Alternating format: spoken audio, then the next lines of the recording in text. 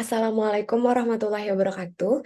Perkenalkan, nama saya Hauzana Saniah dari kelas B dengan nomor absen 17 dengan NIM 14106210060 akan mempresentasikan hasil mini skripsi saya yang berjudul Pola Media Sosial dalam Pemenuhan Kebutuhan Informasi Lowongan Pekerjaan bagi Gen Z. Yang pertama ada daftar isinya. Lalu masuk ke dalam bab 1 yaitu pendahuluan. Yang pertama adalah latar belakang. Seiring dengan perubahan zaman yang berkembang pesat terutama dalam bidang teknologi informasi dan komunikasi, menjadikan kehidupan sehari-hari cenderung bergantung terhadap teknologi yang bernama smartphone.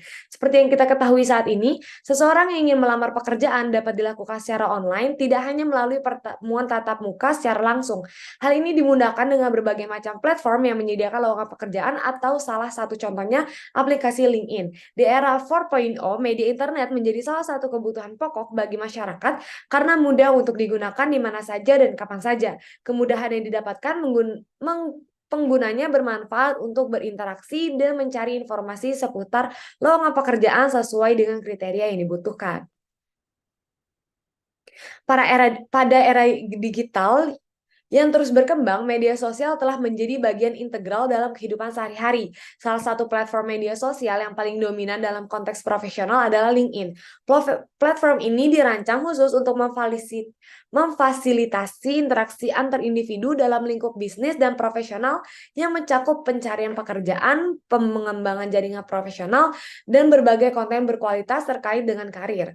Di sisi lain, Gen Z yang terdiri dari individu yang lahir antara pertengahan 1990-an hingga awal 2010-an merupakan generasi yang tumbuh dalam era teknologi digital yang terus berinovasi. Mereka dianggap sebagai generasi yang paling terhubung secara digital dan pemahaman mereka tentang teknologi serta preferensi dalam mencari informasi pekerjaan dapat berguna secara signifikan dibandingkan dengan generasi sebelumnya. Lalu ada fokus penelitian. Yang pertama, sejauh mana media sosial digunakan oleh Gen Z sebagai sumber utama informasi untuk mencari lowongan pekerjaan. Yang kedua, apakah media sosial dianggap oleh Gen Z sebagai alat yang efektif untuk memahami persyaratan pekerjaan budaya perusahaan dan peluang karir yang sesuai dengan minat dan keterampilan mereka. Lalu yang ketiga, faktor-faktor apa saja yang mempengaruhi persepsi Gen Z terhadap efektivitas LinkedIn dalam mencari lowongan kerja, seperti informasi yang tersedia, interaksi yang profesional, atau kepercayaan terhadap platform ini. Yang keempat, bagaimana perbedaan dalam penggunaan LinkedIn untuk mencari pekerjaan antara Gen Z dengan generasi sebelumnya, seperti millennials atau Gen X. Dan yang terakhir, apakah terdapat hambatan atau tantangan yang dihadapi oleh Gen Z dalam memanfaatkan LinkedIn dalam pencarian pekerjaan mereka? Kemudian ada tujuan penelitian. Yang pertama, mengidentifikasi dan menganalisis bagaimana Gen Z memandang dan merasakan menggunakan media sosial LinkedIn sebagai alat untuk mencari lowongan informasi pekerjaan. Yang kedua, memahami perbedaan penggunaan media sosial LinkedIn dalam pencarian pekerjaan oleh Gen Z dengan generasi sebelumnya seperti millennials atau Gen X. Yang ketiga, mengidentifikasi faktor-faktor yang mempengaruhi persepsi Gen Z terkait dengan efektivitas LinkedIn dalam mencari lowongan kerja, termasuk aspek-aspek seperti informasi yang tersedia, interaksi dalam profesional, dan kepercayaan terhadap platform ini. Dan yang keempat, mengevaluasi apakah Gen Z melihat media sosial LinkedIn sebagai alat yang lebih luas daripada sekedar mencari lowongan kerja, seperti untuk membangun jaringan profesional atau meningkatkan pemahaman tentang perkembangan industri komunikasi.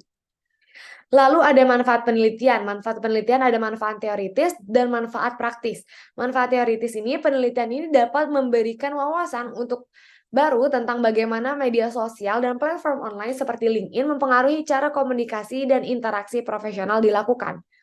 Sementara manfaat praktis, Gen Z dapat memanfaatkan hasil penelitian ini untuk meningkatkan pemahaman mereka tentang pentingnya memiliki profil LinkedIn yang kuat dan aktif dalam membangun jaringan profesional.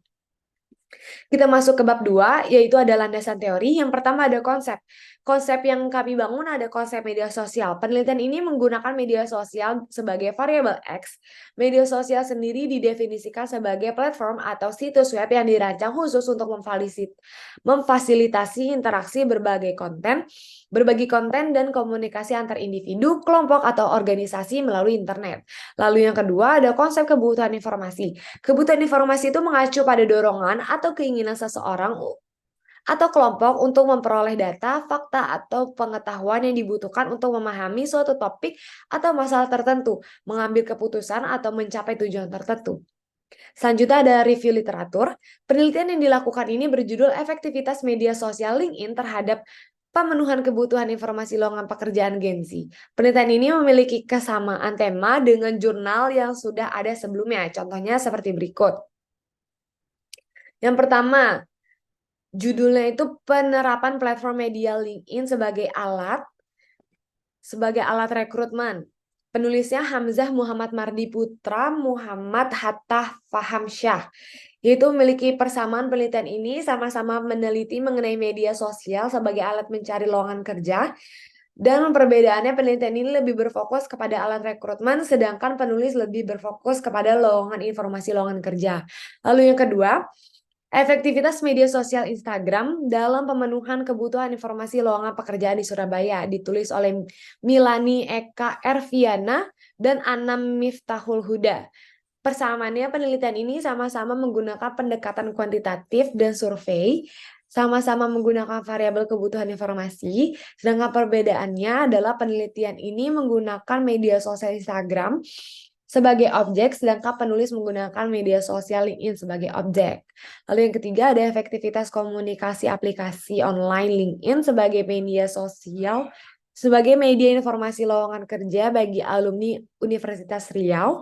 Kesamaan dari penelitian ini terdapat pada variabel media sosial LinkedIn dan informasi lowongan kerja, sedangkan perbedaannya penelitian ini menggunakan alumni Universitas Riau sebagai sampelnya, sedangkan penulis menggunakan Gen Z sebagai sampel. Lalu yang keempat ada penggunaan media online, pencari kerja job street, dan pemenuhan kebutuhan informasi lowongan kerja.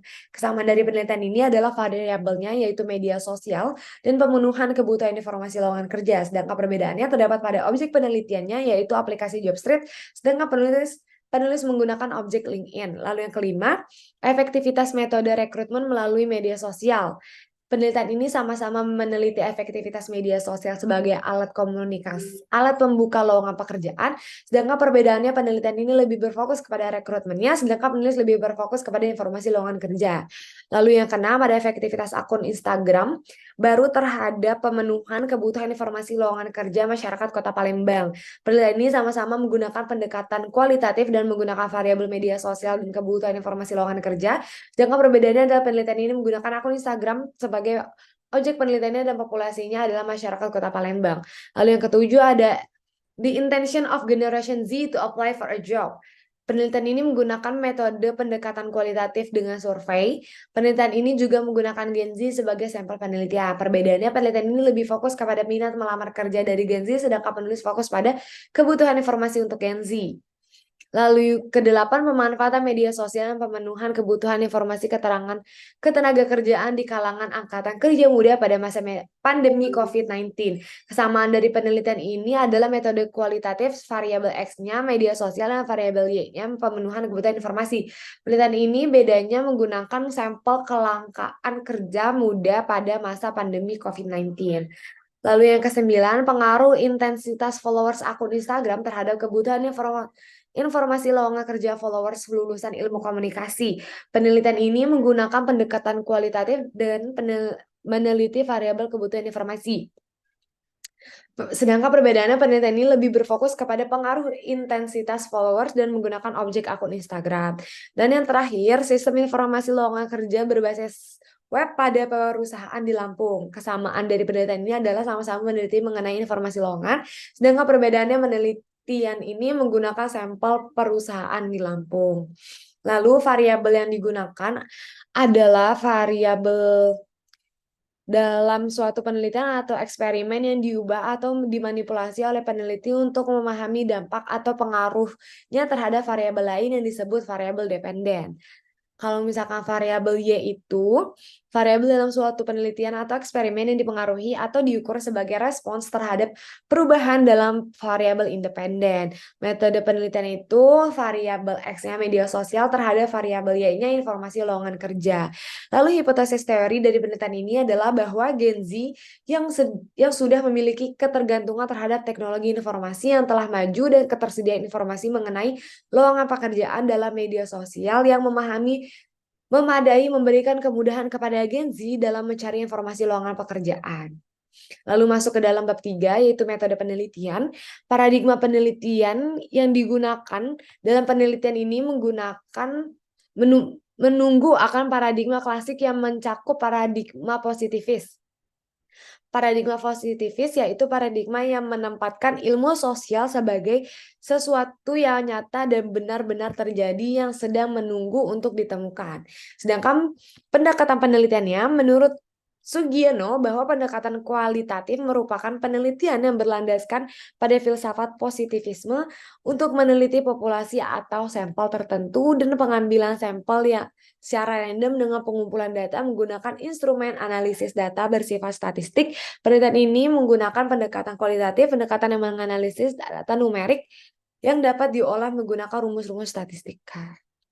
Metode penelitiannya itu metode deskriptif yang melibatkan pengumpulan data survei, kemudian data tersebut diolah dan dijabarkan secara detail dan sistematis. Untuk teknik penarikan informannya, pada penelitian kualitatif merupakan suatu pendekatan sistematis dalam pemilihan peserta penelitian yang memiliki relevansi kontribusi signifikan terhadap pemahaman fenomena yang sedang diteliti.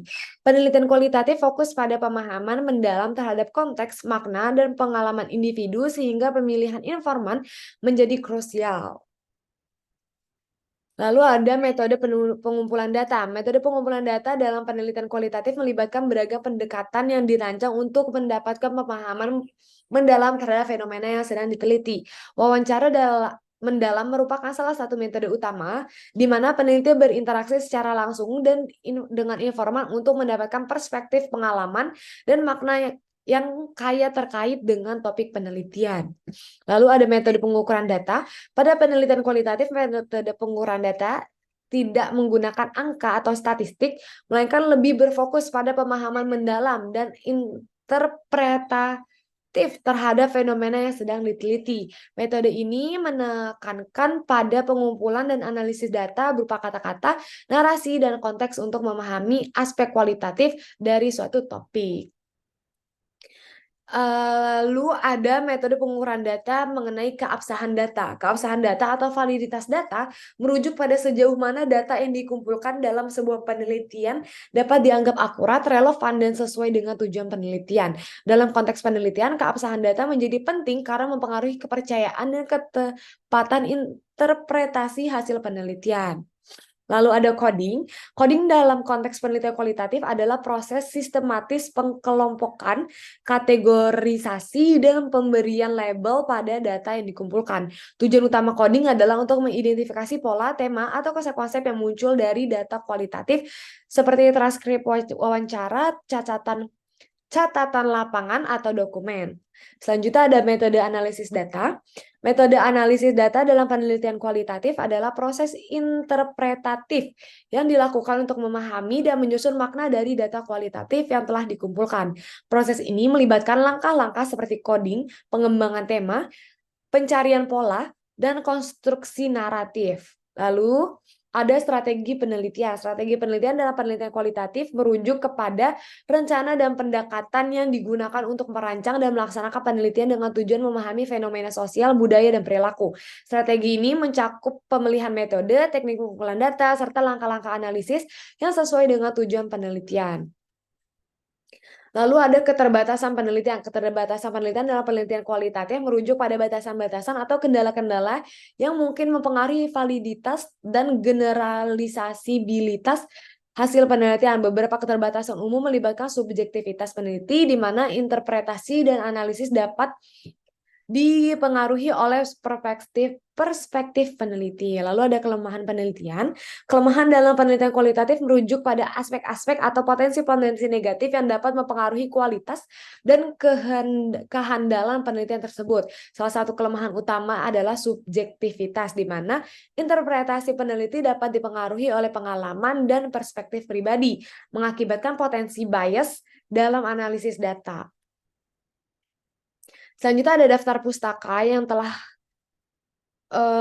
saya kumpulkan dan ada lampirannya, yaitu contoh pertanyaan dalam wawancara penelitian kualitatif. Yang pertama, bagaimana pola menggunakan media sosial oleh Gen Z dalam mencari informasi lowongan pekerjaan dan apa saja platform yang paling sering digunakan. Lalu yang kedua, apa jenis konten atau informasi yang paling menarik perhatian Gen Z dalam media sosial terkait dengan lowongan pekerjaan. Lalu yang ketiga, bagaimana pengaruh interaksi dan keterlibatan dalam komunitas online terhadap keberhasilan Gen Z dalam mendapatkan informasi lowongan pekerjaan. Lalu yang keempat, apakah terdapat perbedaan dalam pola penggunaan media sosial untuk mencari lowongan pekerjaan antara Gen Z yang masih berkuliah dan yang sudah bekerja. Dan yang terakhir, bagaimana pengalaman dan pandangan generasi Z terkait dengan keamanan dan kepercayaan terhadap informasi lowongan pekerjaan yang ditemukan melalui media sosial.